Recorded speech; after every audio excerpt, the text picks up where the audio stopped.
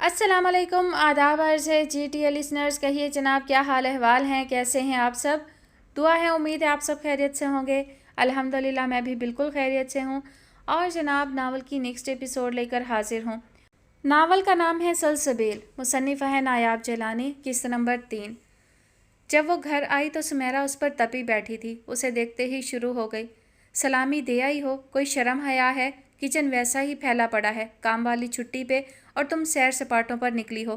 सुमेरा अच्छी भली बदलिहाज हो जाया करती थी। जीजी से मिलने गई थी, इतनी देर तो नहीं हुई। शाफिया जल्दी से किचन में चली गई थी। और कितनी देर होगी, तुम्हारा बाप आके मुझे ही बोलेगा, सुमेरा ने सख्त बुरा मानकर कहा था। मेरे बाप की ये मजाल, आपसे कुछ कह दें। ना करें मामा। शाफिया को ना चाहते हुए भी हंसी आ गई थी। उसे तो अपनी ज़िंदगी की कहानी में सबसे चुपचाप किरदार अपने वालिद का ही लगता था। वो तो ज़रूरतन भी नहीं बोलते थे। अब किस बात पे दंदियाँ निकाल रही हो? सुमेरा के कान बहुत पतले थे। कुछ भी नहीं मामा, वो बमुश्किल हंसी रोक कर बोली थी। आपके लिए चाय बनाऊं? हाँ बना लो, पहले ज़रा मेरे पाँव पे मसाज तो कर दो, रात से दर्द हो रहा है, सुमेरा ने आवाज़ में नकाहत भर के कहा था। शाफिया ने ठंडी आह भरी थी, फिर बाहर निकलकर तेल की बोतल उठा लाई। सुमेरा सोफे पर लेटी थी, उठकर बैठ गई। ए शाफिया, कुछ पता है तुम्हें, गौसिया बाजी ने अपना पिछले वाला पोर्शन किराए पर दे दिया है? सुमेरा को अचानक कुछ ख्याल आया तो मुतजस्सस हो गई थी। शाफिया ने सर हिलाया। 4 लड़के हैं और एक उनकी बड़ी प्यारी सी बहन है, सोने जैसी। अरे क्या भला सा नाम है, सुनहरे। शाफिया ने उसकी मुश्किल आसान की थी। हाँ, बड़ी प्यारी बच्ची है और उसके 4 सजीले भाई, माशाल्लाह एक जैसे निकलते कद हैं और बड़े ही नेक बच्चे लगते हैं। तुम्हारे बाबा वाक पे गए थे तो बड़ी ही तारीफ़ कर रहे थे। सुमेरा किराएदार लड़कों पे लट्टू हुई लगती थी। शाफिया ने ठंडी सांस भरी थी। सुमेरा का अपना ही दिमाग था, पर हमारे असवद का तो कोई भी मुकाबला नहीं है। सुमेरा को ख्याल आया कि वो ज़रूरत से ज़्यादा ही किराएदारों की तारीफ़ कर रही है। वैसे बज्जी गौसिया का बेटा शावेज़ भी बड़ा खूबसूरत है, पर थोड़ा मगरूर और बिगड़ा सा लगता है। अगर ज़रा सुधर जाए तो वो भी किसी से कम नहीं। फिर दौलतमंद भी है, बड़े मुरब्बे हैं उनके। सुमेरा को पाँव का मसाज करवा के सुकून आ रहा था, तभी दिमाग भी खुल रहा था। वैसे भी वो बहुत ही बातूनी खातून थी। मामा अर्शिया किधर है? शाफिया ने फजूल बातों से बेजार होकर पूछा था। सुमेरा ना जाने कब तक शावेज़ में गुम रहती। सारे मोहल्ले की उसको खबर और फिक्र रहती थी। अपनी खाला की तरफ गई है, आती ही होगी। वो ज़रा बेजार हुई थी। तुम बताओ क्या पका रही हो? कोफ्ता पुलाव और साथ कीमा बनाऊंगी, शाफिया ने अपना मेन्यू बताया था। अच्छा यूँ करो, ज़रा ज़्यादा बना लेना। गौसिया बाजी और वो सुनहरे के घर भी दे आना, ज़रा खैर सगाली के साथ। आज तो सुमेरा बड़ी मेहरबान लग रही थी। खुदा खैर करे, शाफिया ने सोचा था। जी बेहतर। उसने इस बात पर सर हिलाया। अब वो सोच रही थी कि जल्दी से खाना बनाकर सुनहरे के घर जाती है। अभी उसे टेस्ट की भी तैयारी करनी थी। अगर अर्शिया आ जाती तो उसके सवाल ही ख़त्म नहीं होने थे। वो कीमा चढ़ाकर कोफ्ते फ्रीज़र से निकाल ही रही थी जब फ़ोन की घंटी बजी थी। उसने कोफ्त से बजते हुए फ़ोन को देखा था। अब ये कौन है? शाफिया का सख्त मूड ऑफ हुआ था। घंटी मुसलसल बज रही थी। अल्लाह जाने मामा कहाँ चली गई हैं। उसने कोफ्त से फ़ोन का रिसीवर उठाकर सोचा था। जी कौन? शाफिया ने बादल नखास्ता कहा। फरिश्ता, कोई उससे भी ज़्यादा बेजार था। रहमत का? शाफिया के मुंह से अचानक निकला था। नहीं, जहमत का। और आपको इसलिए जहमत दी है कि हमारा बिजली का बिल बराए मेहरबानी इनायत कर दें, जिस पर आप सांप बनकर बैठी हैं। दूसरी तरफ से जली कटी आवाज़ सुनाई दी थी। मैं? शाफिया का मुंह खुल गया था। मगर मैं क्यों सांप बनूंगी? देखिए मैडम, मैं लड़कियों से बात करना पसंद नहीं करता, आप गुफ्तगू को तूल मत दें। दूसरी तरफ की बात सुनकर शाफिया ने लाहौल पढ़ा। मैं क्यों गुफ्तगू को तूल दूंगी? आप हैं कौन? गलती से फ़ोन मिला दिया है क्या? मैं सठिया नहीं गया, बकायमी होशो हवास मैंने काल मिलाई है। ये सुमेरा आंटी का ही घर है ना? दूसरी तरफ से तस्दीक चाही गई थी। जी हाँ, और आप कौन? शाफिया ज़रा संभल गई थी, क्या पता कोई जानने वाला हो। मैं आपका पड़ोसी दाऊद हूँ, खुदादाद का भाई। वही खूबसूरत खुदादाद जो मिलिट्री पुलिस में है। इस कदर जामिया तारुफ के बाद तो शाफिया एकदम सटपटा गई थी। उसको सचमुच पसीना आ गया था। अच्छा अच्छा, आप सुनहरे के भाई हैं? अजी नहीं, सुनहरे मेरी बहन है। दूसरी तरफ से तस्दीक की गई थी। बिल का तो बता दें। दूसरी तरफ झल्लाहट अरूज पे थी। जी, गौसिया आंटी का बिल हमारे घर ही पड़ा है। शाफिया ने स्टैंड से बिल देखकर बताया था। बाबा को देना याद ही नहीं रहा था। तो फिर भिजवाया क्यों नहीं? फ़ोन वाला तब के रह गया था। इस कदर गैर जिम्मेदारी का सबूत। शाफिया ने लाख कहा कि याद नहीं रहा, मगर वह सुने तो। वैसे हमसायों की ये हकूक़ नहीं होते। एक तो आपने हमें पूछा तक नहीं, दूसरा बिल पे भी कब्जा जमा लिया ताकि हमारा मीटर कटकटा जाए। दाऊद की ज़ुबान के सामने तो खंदक थी। جی آپ کو بھی ہمسایوں سے تمیز سے ہی پیش آنا چاہیے۔ شافیہ نے بس اتنا ہی کہا تھا اور فون بند کر دیا۔ کچھ دیر بعد وہ دروازے میں کھڑا تھا، بہت ہی شرارتی سا لڑکا تھا۔ اچھا تو آپ شافیہ ہیں؟ خاکسار کو داؤد کہتے ہیں، میں خدا داد کا بھائی ہوں، بہت شائستگی سے کہا گیا تھا۔ سمیرا نے اس کی آواز سن لی تھی، لپک کر باہر آ گئی۔ اندر آ جاؤ بیٹا۔ انہوں نے شافیہ کو اشارہ کیا کہ چائے پانی لے آؤ۔ شافیہ اس اخلاقی کارروائی پہ بے ہوش ہونے لگی تھی۔ وہ چائے کے لیے نہیں رک رہا تھا مگر سمیرا اسے اٹھنے نہیں دے رہی تھی۔ آنٹی میں پھر آؤں گا، اور کوئی کام ہوا تو بتائیے گا۔ اس نے سر تسلیم خم کیا تھا۔ مجھے اپنا بیٹا ہی سمجھیں۔ وہ بھی سمیرا کی محبت سے متاثر ہو گیا تھا، اور سمیرا تو ہر کام کے لڑکے سے محبت سے پیش آتی تھی کہ کہیں کسی بھانجی بھتیجی کو نتھی کر سکے، بڑے ہی بھلے ماں باپ کی اولاد ہو، بس خدا ان کو جنت مکین کرے۔ شرارتی لڑکا سنجیدہ ہو گیا تھا۔ وہ حیات نہیں ہے کیا؟ سمیرا بھی افسردہ ہوئی۔ نہیں جی، ہمیں تو خدا داد نہیں پالا ہے، ہمارا بھائی ہی سب کچھ ہے ہمارے لیے، اس نے نم آنکھوں سے بتایا تھا۔ اچھا کسی دن اپنی بہن کو لے کے آنا۔ جی ضرور، وہ تابعداری سے کہتا ہوا اٹھ گیا تھا۔ تب سمیرا کے دل میں کرایہ داروں کی اور بھی ہڑک پیدا ہو گئی تھی۔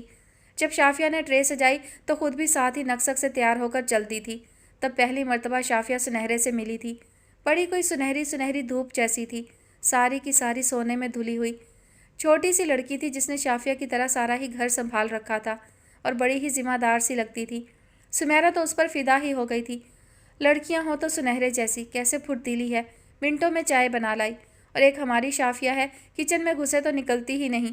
سمیرا کے ہر جگہ اپنے ہی دکھڑے ہوتے تھے، سنہرے بس معصومیت سے مسکراتی ہی رہی تھی۔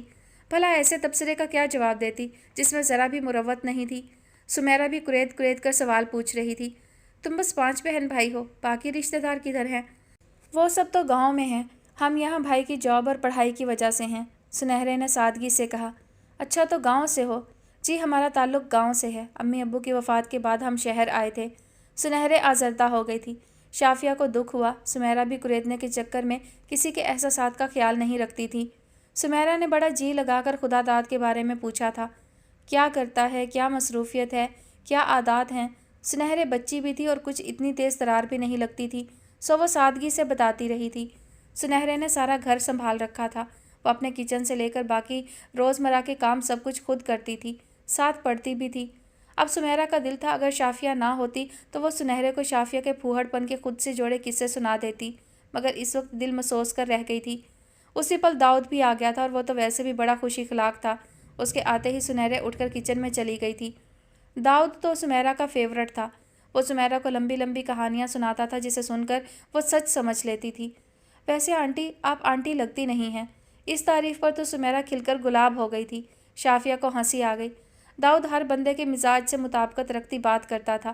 سمیرا نے دلچسپی سے پوچھا، خدا داد کا مزاج بھی تمہارے جیسا ہے؟ ابے کہاں آنٹی جان، وہ تو کوئی کڑوا کریلا ہیں، بس نہ ہی پوچھیں۔ کیا سخت مزاج ہے؟ سمیرا کا دل ڈوب گیا تھا۔ ایسا ویسا، داؤد نے آہ بھری تھی۔ سانس خشک کیے رکھتا ہے، ایسا خشکی خورا بھائی ہے ہمارا۔ سمیرا کا منہ ہی اتر گیا۔ بھلا عرشیہ ایسے سخت مزاج انسان کے ساتھ رہ سکتی ہے؟ اس کا دل ہی ڈوب گیا۔ بس کچھ نہ پوچھیں کیسے ہم گزارا کرتے ہیں، داؤد نے دکھ بھرے لہجے میں کہا تھا۔ بہت ظالم ہے کیا؟ ظالم؟ داؤد چیخ پڑا تھا۔ ظالم لفظ تو بہت چھوٹا ہے، وہ بہت دہشت ناک ہیں۔ اس نے ماحول اور بھی خوفناک کیا تھا۔ سمیرا کی تمام امیدیں ٹوٹ چکی تھیں۔ تم کیا کرتے ہو داؤد؟ سمیرا نے ذرا سنبھل کر موضوع کو بدلا تھا۔ یہ بس یہی کرتے ہیں جو ابھی کر رہے ہیں۔ کوئی اپنے ہی دھیان میں زیر لب بولتا ہوا اندر آیا تھا۔ اجنبی چہرے دیکھ کر ذرا سا ٹھٹکا اور پھر سلام کر کے اندر چلا گیا تھا۔ یہ سمیرا کی حیران آنکھیں پھیل رہی تھیں۔ یہ وہی ہیں جن کی برائیاں کی جا رہی تھیں۔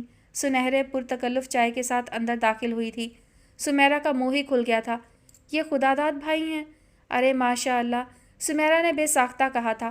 وہ اسے کہیں سے بھی دہشت ناک نہیں لگ رہا تھا۔ داؤد بھائی کی تو عادت ہے۔ وہ مسکرا کر چائے بناتی رہی۔ وہ پانچوں بہن بھائی بہت ملنسار اور ہنسمکھ تھے۔ جب وہ چائے پینے کے بعد باہر آئیں تو غوثیہ اپنے لان میں موجود تھیں، زبردستی ان کو اندر لے آئیں۔ شافیہ غوثیہ کے گھر کبھی نہیں آئی تھی۔ کالونی کا سب سے شاندار گھر تو ان کا تھا، ایسا نقشہ اور ایسی بھول بھلیاں جو سمجھ سے باہر تھیں۔ وہ انہیں لیونگ روم میں لے آئی تھیں۔ بہت ہی شاندار گھر تھا، اس سے زیادہ شاندار تو غوثیہ آنٹی تھیں، دودھ سی سفید اور ملائم سی۔ نہ جانے کیوں سمیرا ان سے میل جول سے کتراتی کیوں تھی، شاید طبقاتی فرق کی وجہ یا کچھ اور بات تھی۔ غوثیہ نے کہا، شافیہ بیٹے جاؤ، کچن میں ملازم ہوگا اسے کہو کافی لے آئے۔ سمیرہ کے منع کرنے کے باوجود بھی غوثیہ نے شافیہ کو بھیج دیا تھا۔ اسی کالونی میں رہتے ہوئے وہ پہلی مرتبہ ان کے گھر آئی تھی۔ کیا ہی عالی شان گھر تھا اور کیا نفیس انٹیریئر تھا۔ شافیہ دل ہی دل میں بڑا مرعوب ہوئی تھی۔ وسیع کچن میں ایسی صفائی تھی جیسے کبھی کوئی کچن میں آیا ہی نہ ہو یا کسی کا یہاں سے گزر ہی نہ ہوا ہو۔ شافیہ ذرا گھبرا گئی تھی، واپس موڑنے لگی تو کسی اور راہداری میں نکل آئی۔ ایک تو بہت ساری راہداریاں تھیں، کچھ سمجھ میں ہی نہیں آ رہی تھی۔ شافیہ کی رنگت سفید پڑ گئی کہ اچانک انتہائی قیمتی پرفیوم کی خوشبو چکرانے لگی تھی۔ کوئی تیزی سے سیڑھیاں اترتا نیچے آیا تھا۔ شافیہ نے گھبرا کر کوریڈور کی دیوار سے لگ کر راستہ دیا۔ وہ تیز تیز چلتا ہوا رک گیا تھا۔ کون ہو تم؟ شاید وہ اسے کوئی مشکوک لڑکی سمجھ رہا تھا۔ کون ہو تم؟ اب کہ اس نے سختی سے پوچھا تھا۔ شافیہ کی زبان گنگ ہو گئی۔ اس نے شاویز کو بہت مرتبہ دیکھ رکھا تھا، لیکن شاویز کے لیے تو وہ اجنبی ہی تھی۔ جیسے آج کل کے حالات تھے وہ اسے چور نہیں سمجھ رہا تھا۔ بول کیوں نہیں رہی؟ گونگی ہو کیا؟ اب کہ وہ سخت ہوا تھا۔ کون ہو تم؟ چوری کرنے آئی ہو؟ وہ غصے میں بھڑکا۔ کیا وہ شکل سے چور لگ رہی تھی؟ شافیہ کو گہرا صدمہ ہوا۔ میں کیا بھونک رہا ہوں؟ سنتی نہیں ہو؟ بہری ہو کیا؟ وہ یکدم دہاڑا تو شافیہ کی بے ساختہ چیخ نکل گئی تھی۔ وہ رونے لگی۔ اسے روتا دیکھ کر وہ بھی چپ کر گیا تھا۔ شاید اسے رونے والے رد عمل کی توقع نہیں تھی۔ روتی کیوں ہو؟ میں نے تو کچھ بھی نہیں کہا۔ وہ فکر مند ہو گیا تھا۔ چپ تو کرو۔ اب کہ وہ ضج ہوا۔ نہیں پوچھتا کون ہو تم، یہ بتا دو کہاں سے آئی ہو؟ پیسے نہیں؟ کیا پیسے دوں؟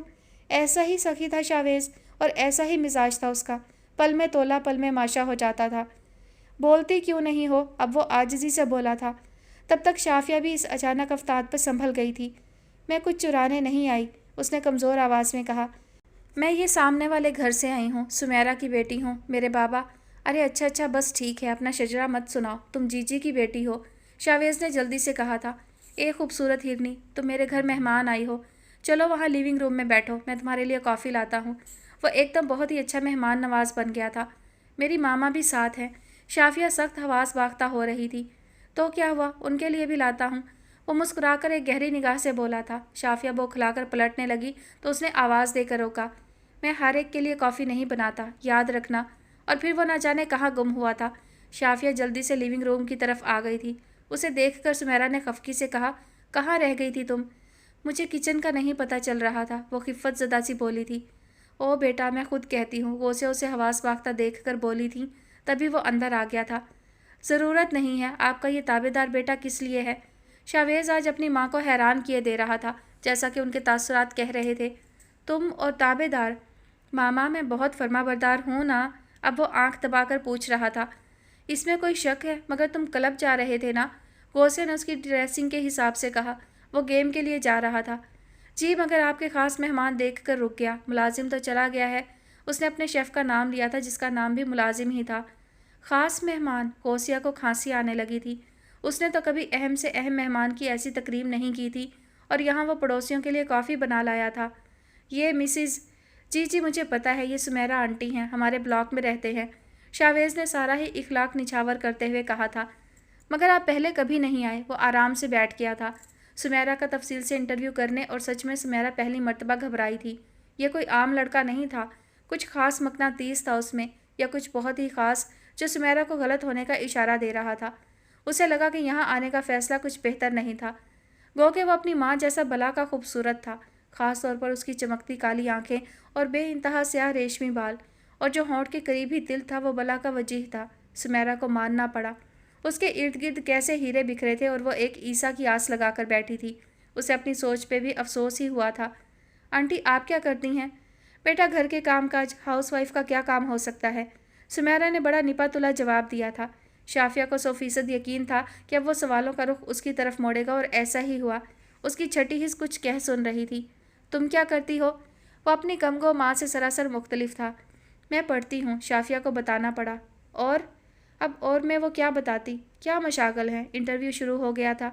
بس گھر کے کام، اس نے رک رک کر بتایا تھا۔ وہ کنفیوز سی سمیرہ کو دیکھ رہی تھی۔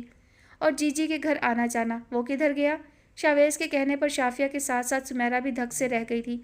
شاویز کو کیسے پتہ چلا؟ وہ تو گلی کی نکڑوں میں کھڑا ہونے والا لڑکا نہیں تھا۔ غوثیہ کو اس قدر بے تکلفی آکورڈ لگ رہی تھی، مگر وہ ایسا ہی منہ پھٹ تھا۔ شاویز دیر ہو رہی ہے، تمہارے دوست انتظار کر رہے ہوں گے، غوثیہ نے دبے دبے لہجے میں احساس دلاتے ہوئے کہا تھا۔ اٹس اوکے ماما۔ وہ بالکل اٹھنے کے موڈ میں نہیں تھا۔ غوثیہ جذبز ہو رہی تھی۔ तभी शाफिया ने कहा, मामा घर चले। सुमेरा भी जैसे इंतज़ार में थी फ़ौरन उठ गई। शावेज़ को जैसे उनका अचानक जाना भाया नहीं था, मगर रोकना कुछ मुनासिब नहीं लग रहा था। उन दोनों के चले जाने के बाद गौसिया ने शावेज़ को बगौर देखा। तुम्हारी तबीयत तो ठीक है? क्यों, आपको कैसा लग रहा हूँ? उसने उल्टा सवाल किया। कम से कम बेहतर नहीं लग रहे। दिमाग खिसका हुआ है शायद, इसलिए वह मुस्कुराया था। माँ के तंज उसे अच्छे से समझ आते थे, कुछ ज़्यादा ही। इग्नोर कर दें। वो बालों में उंगलियां फेरता खड़ा हुआ था। काफ़ी बदमज़ा लग रही थी।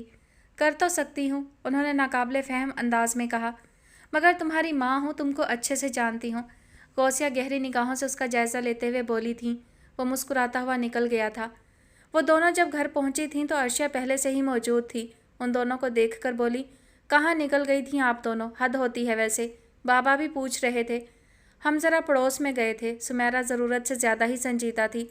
उसे रह रह के शावेज़ की काली चमकती आंखों में तैरती अजीब सी दिलचस्पी का ख्याल आ रहा था।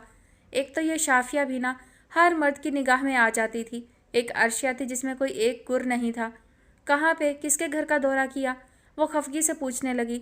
सुनहरे से मिलने गए थे, फिर गौसिया बाजी ने रोक लिया। मुझे इतनी भूख लगी है, खुद तो खा पी आई होंगी, उसने मुंह बनाकर कहा। तो उठकर किचन से खा लेती, खाना तो बनाकर गई थी शाफिया, सुमेरा ने नागवारी से जताया। एक तो उसकी हडहरामी से वो बहुत तंग थी, मजाल थी जो हिलकर पानी भी पी लेती।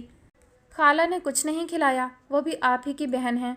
अर्शिया के तंज पर सुमेरा खिफ़्फ़त ज़दा रह गई थी। शाफिया के सामने अच्छी भली हो गई थी। एक अर्शिया को ज़रा तमीज़ नहीं थी कि किसके सामने क्या बात कहनी है। फजूल मत बोलो, वो तो हमेशा खाना खिलाकर भेजती हैं, सुमेरा ने खिफ़्फ़त मिटाने को कहा। उधर अर्शिया की हंसी फूट पड़ी थी। रहने दे मामा, किससे छुपा रही हैं? शाफिया कोई गैर है जिसे पता नहीं होगा? फ़रा खाला का बस चले तो मेहमान से कहें अपना टिफ़िन बनाकर साथ ले आना। बकवास मत करो, सुमेरा ने उसे घूर घूर के मज़ीद गुलफशानी से रोका था। उठ के खाना खा लो, भूख तुम्हारे दिमाग को चढ़ी हुई है। अर्शिया शाफिया को आंख मार के टेबल की तरफ चली गई थी जहाँ पे शाफिया ने खाना लगा दिया था। वो जाने लगी तो उसने रोक लिया। बैठ जाओ बहन, कभी मेरे पास भी। उसका अंदाज शिकवा कुना था। शाफिया कुछ सोचकर बैठ गई थी। अब बताओ, उस हीरो के घर गई थी क्या? उसने राजदारी से पूछा था।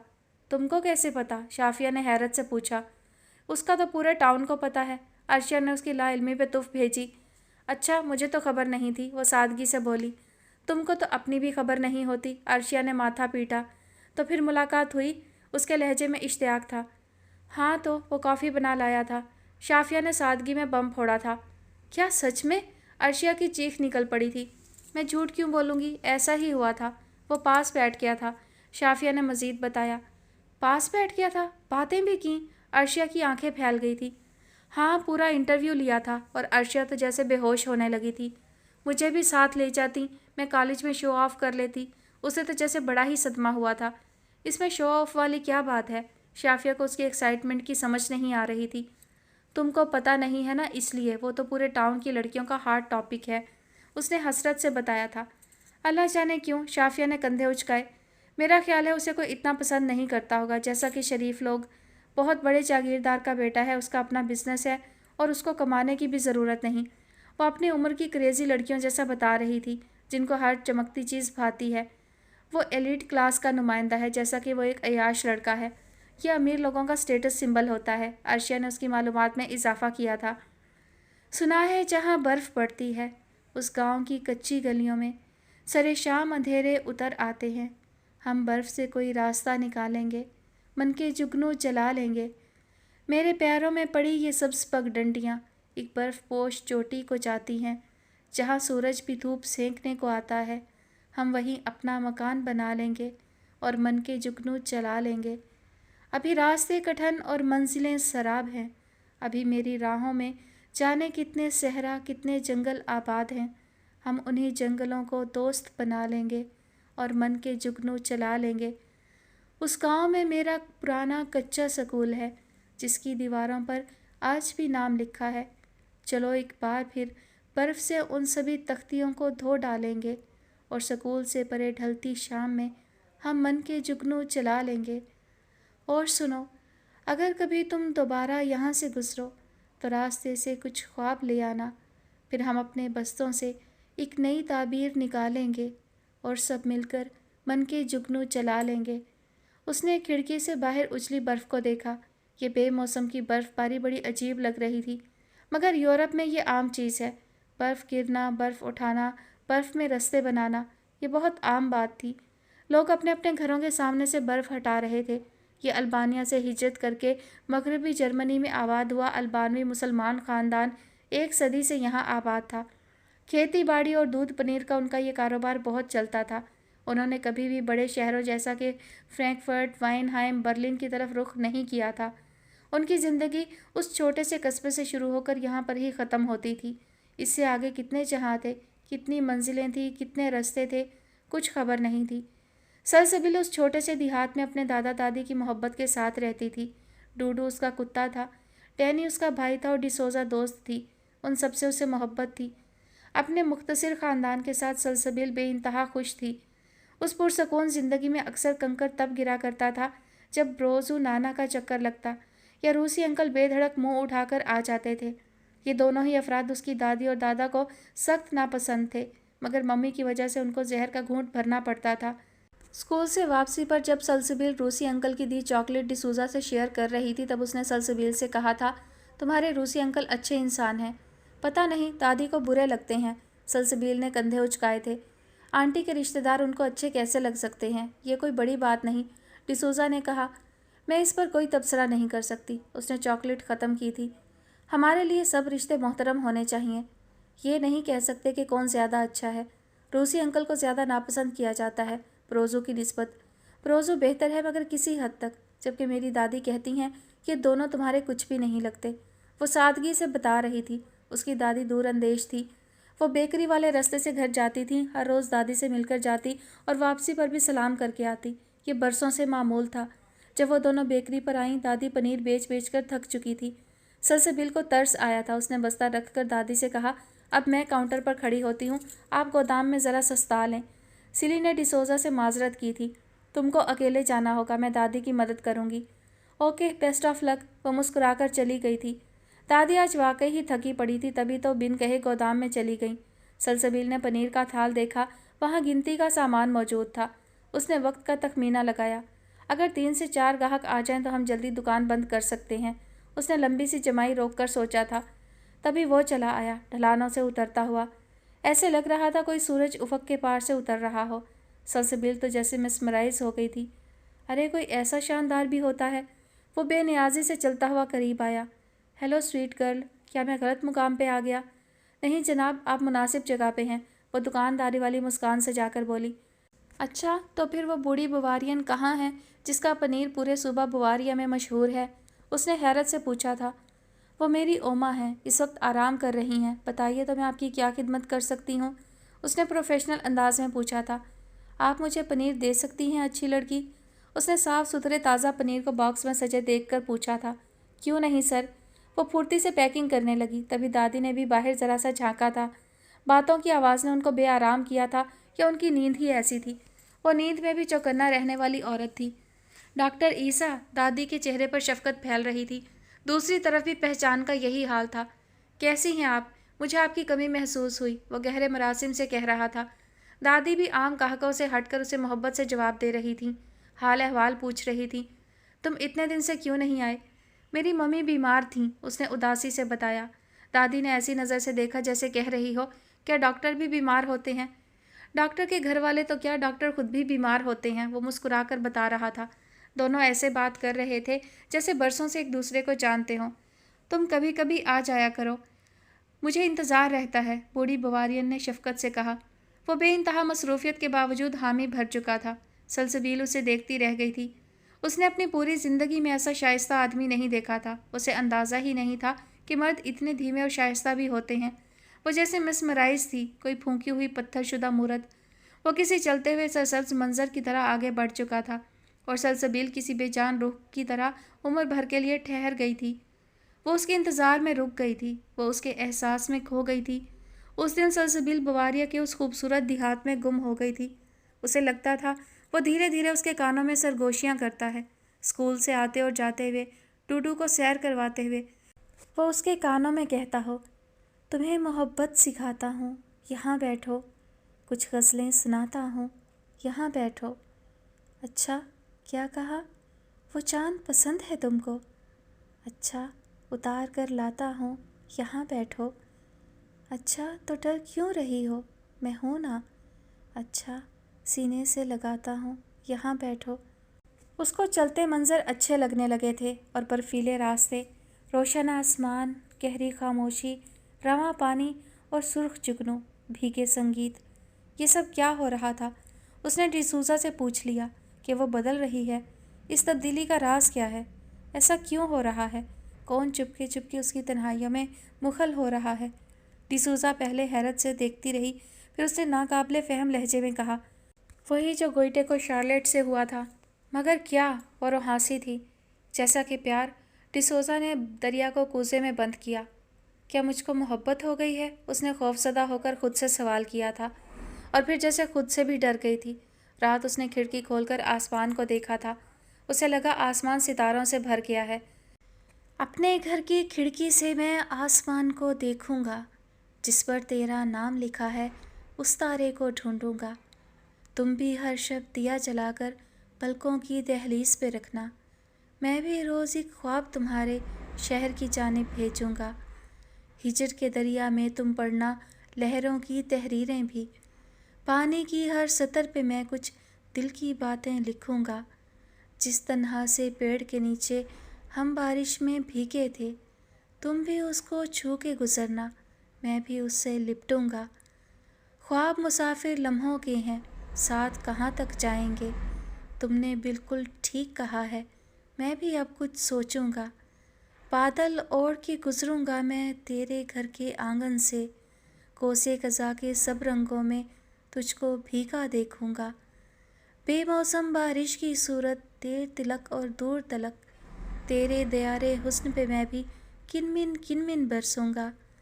شرم سے دوہرا ہو جائے گا کان پڑا وہ بندہ بھی، باد صبا کے لہجے میں ایک بات میں ایسی پوچھوں گا۔ صفحہ صفحہ ایک کتاب حسن سی کھلتی جائے گی، اور اسی کی لے میں پھر میں تم کو اسپر کر لوں گا۔ وقت کے ایک کنکر نے جس کو عکسوں میں تقسیم کیا، آب رواں میں کیسے امجد اب وہ چہرہ جوڑوں گا۔ ایک دن ڈیسوزا نے سلی سے کہا، کیا یہ اچھا نہ ہوگا کہ ہم لوگ شراب نگر گھوم کر آئیں؟ شراب نگر سے مراد، جیسا کہ وائن ہائم، یہ ایک خوبصورت پہاڑی شہر تھا، ایک ایسا شہر جس پر نظر پڑتے ہی آپ کو احساس ہو سکتا ہے کہ یہ شہر تو کسی رومانوی ناول کی سیٹنگ کے لیے ہی بنایا گیا ہے۔ اس میں چلتے پھرتے لوگ زندگی کے حقیقی کردار نہیں لگتے، وہ کسی بھی دیہاتی انسان کی انسپریشن ہو سکتا تھا۔ آپ نے ایسی بلندی پر چڑھتی اور بلندی سے اترتی خوبصورت سرمئی سڑکیں نہیں دیکھی ہوں گی۔ پہاڑی کی الگ الگ سطحوں پر ایک دوسرے کے پیچھے کھڑے ہوئے ڈھلوان چھتوں والے مکان، جو دور سے یوں لگتے ہیں جیسے پیار سے گڑیا گھر جنہیں کسی غیبی ہاتھ نے پہاڑی کی اونچی نیچی سطح پر سجا کر رکھ دیا ہو، اور اس کی ساری آبادی کے پس منظر میں بادلوں تک اٹھتی ہوئی سبز پوش پہاڑی، اور دور اس کی چوٹی پر واقع ایک چھوٹا سا قدیم قلعہ جو دیویوں کے مسکن کے سوا اور ہو بھی کیا سکتا تھا۔ مجھے لگتا ہے کسی جرمن ناول نگار نے اپنی کہانی کے پس منظر کو وائن ہائم میں ضرور کہیں رکھا ہوگا۔ وہ کہانی عشقیہ کہانی ہوگی، وہ کسی رومان کے بارے میں ضرور ہوگی۔ ڈیسوزا کو وہ سب ضرور جاننا تھا، وہ رومان جو اس شہر میں بسا ہوا تھا، اور اس کے محبت کرنے والے جوڑے کو روزانہ تنہائی میں ملنے کے لیے یہاں محفوظ جگہوں کی کوئی کمی نہیں ہوگی۔ اس لیے وائن ہائم میں ہر طرف موترے اور عیش اور شاہ بلوط درختوں کی آڑ ہے، اور اس کے گرد و نواح میں صنوبر کے گھنے جنگلات کا تاریک سایہ ہے، اور جہاں دن کو بھی تاروں سی چھاؤں رہتی تھی، یہاں بیٹھ کر پہروں چشمے رکیب سے دور قدرت کی اس فیاضانہ پردہ پوشی سے مستفید ہو سکتے ہیں۔ آج کل تم بہت زیادہ رومانوی ناول پڑھ رہی ہو، سلی نے بڑے تعجب کا اظہار کیا۔ یہ دو البانوی شہزادیاں اپنے حسن آتش سے بے نیاز جیسے من کی مستی میں جی رہی تھیں۔ ڈیسوزا بہت زیادہ زندہ دل تھی، مگر اس کے ساتھ وہ کتابوں، عشقیہ شاعری اور محبت کے قصوں کی بڑی شوقین تھی۔ اسے محبت کے قصے، کہانیاں اور نانیوں اور دادیوں سے سننا بہت زیادہ پسند تھا۔ رنگ بھرے بادل فرانسوں ساگاں فرانسوں ساگاں ایک فرانسیسی ادیبہ ہیں۔ وہ میٹرک کے امتحان میں فیل ہوئیں اور لکھنے لکھانے کے میدان میں اپنی صلاحیتوں کا لوہا منوایا۔ انہوں نے 18 سال کی عمر میں ہی اپنا پہلا ناول لکھ ڈالا۔ اس کے بعد انہوں نے متعدد کامیاب ناول لکھے اور ناول نگار کی حیثیت سے بے پناہ شہرت اور مقبولیت حاصل کی۔ فرانسوں پینے پلانے، جوئے اور تیز رفتار ڈرائیونگ کی شوقین تھی۔ ایک خوفناک حادثے کے بعد تیز رفتار ڈرائیونگ کا شوق تو اعتدال پر آ گیا، تاہم دوسرے شوق بدستور جاری رہے۔ فرانسو نے 2 شادیاں کی جو طلاق پر ختم ہوئیں۔ رنگ بھرے بادل فرانسو کے خوبصورت ناول ونڈرفل کلاؤڈ کا ترجمہ ہے جو کئی زبانوں میں ترجمہ کیا گیا۔ ڈسوزا آج کل اسی کو پڑھ رہی تھی اور کہیں کہیں فرانسو جیسی آزادی اور خود مختاری کی قائل تھی جو کہ ان دونوں چھوٹی لڑکیوں کی زندگی میں تو ناممکن ہی تھی۔ وہ جرمن جیسے ملک میں رہتے ہوئے 2 بڑے ہی دقیانوسی خاندان کا حصہ تھیں جہاں روایات، اقدار اور مذہب کو خوب اہمیت حاصل تھی۔ وہ تاریخ اور رومان کی دلداتا تھی اور سلی کو لگتا تھا وہ رومان کے ساتھ ساتھ ذہنی اور شخصی آزادی کی قائل تھی، اس لیے وہ اپنے پرانے کتب خانے میں قدیم آزادی سے جڑی کتابیں رکھتی تھی اور بہت ہی پرانی کتابیں پڑھنے کی شوقین تھی۔ پھر جب تک سلی کو اس پڑھی ہوئی کتاب کا متن پورا پڑھ کر سنا نہ دیتی اس کی روح شانت نہیں ہو سکتی تھی۔ بواریا کے پرانے مگر صاف ستھرے چائے خانے میں اپنی ذاتی جیب سے 2 کپ چائے کے خرید کر وہ بینچ پر بیٹھی اس قدیم کتاب کا ذکر کر رہی تھیں جہاں کہیں نہ کہیں فریڈم کی جنگ تھی، جہاں آزادی کے لیے جد و جہد تھی۔ ہاں، مشکلات سے لڑا جانا سکھایا جاتا تھا، وہ ایسی آزادی کی ہی قائل تھی۔ ناول 1984 ایک قدیم ناول ہے، میں تم کو اس کی روح سمجھا دوں گی۔ کیا ہی ہوتا کہ تم خود اس کو پڑھتی۔ جارج آرویل 25 جون 1903 میں بنگال کے شہر موتی ہاری میں پیدا ہوا۔ اس کی پیدائش کے بعد اس کا خاندان انگلستان منتقل ہو گیا۔ وہ ایک سانس میں بول سکتی تھی، اس بات سے قطع نظر کہ کوئی اسے سن پا رہا تھا یا نہیں۔ سلی کی زیرو دلچسپی کے باوجود وہ بے تکان بول سکتی تھی۔